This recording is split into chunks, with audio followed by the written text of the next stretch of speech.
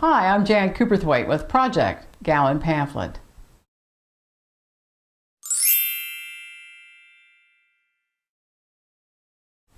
Many people have asked me when Gowan's church was first started.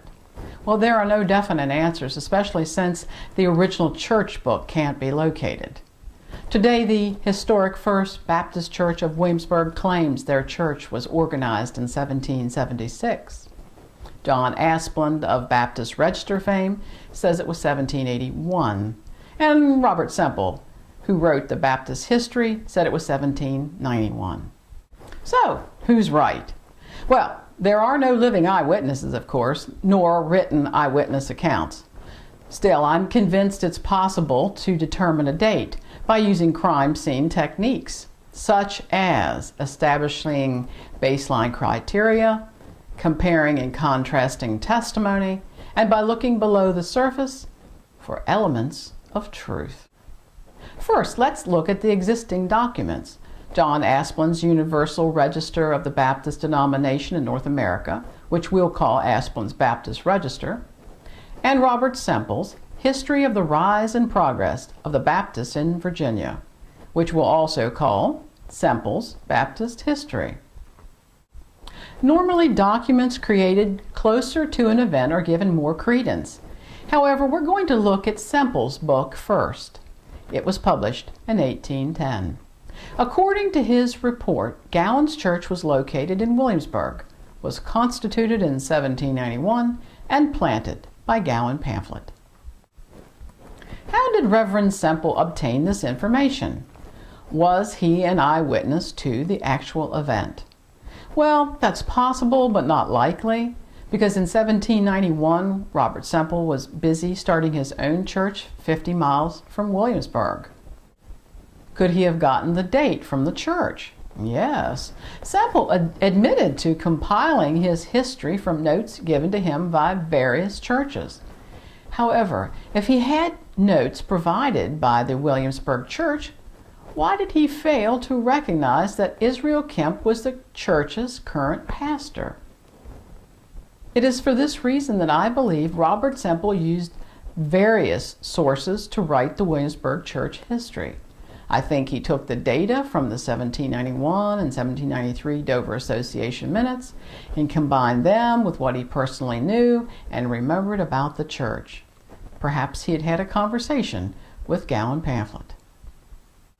Admittedly, if no other records existed to refute Semple's 1791 date, then it would be hard to validate the church's claim of 1776.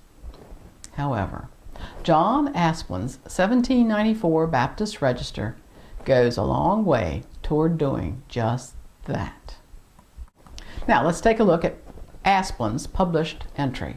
It shows Gowan's church located in the counties of York and James City. It shows that the church was constituted in 1781. It shows that Gowan was an ordained minister.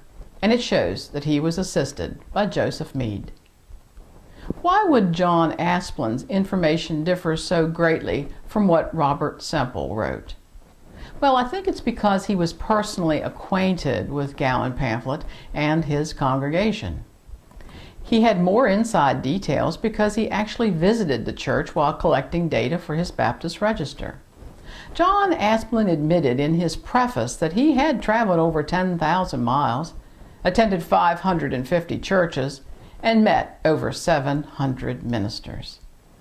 Was Gowan Pamphlet one of those ministers? I'm convinced of it.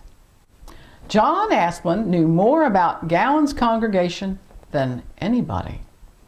For example, Asplund specifically stated that Gowan's church was meeting in 2 counties, York and James City. Now, some might argue that the city of Williamsburg is comprised of 2 counties, York and James City. So, could Asplund have been mistaken about that location? Well, there's always a possibility for error. However, Gowan's church didn't move into the city of Williamsburg until 1805. So either Asplund predicted an event that wouldn't happen for a decade, or he was correct that Gowan's congregation was gathering in 2 different counties.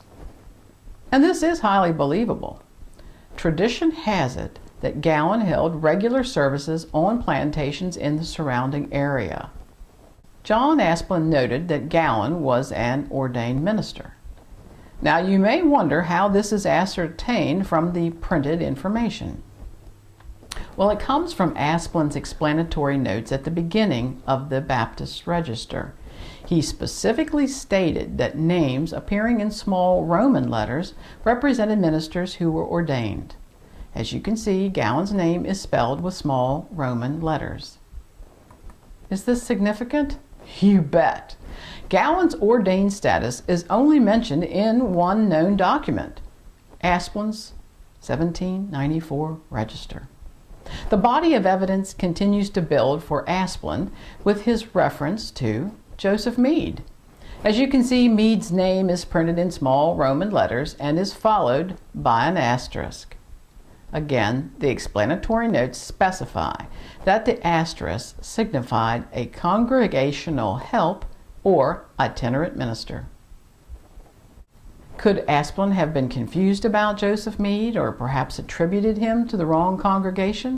No, John Asplund was not mistaken, because you see, based on the 1793 and 1794 Williamsburg personal property tax records, Joseph Meade was living in Williamsburg.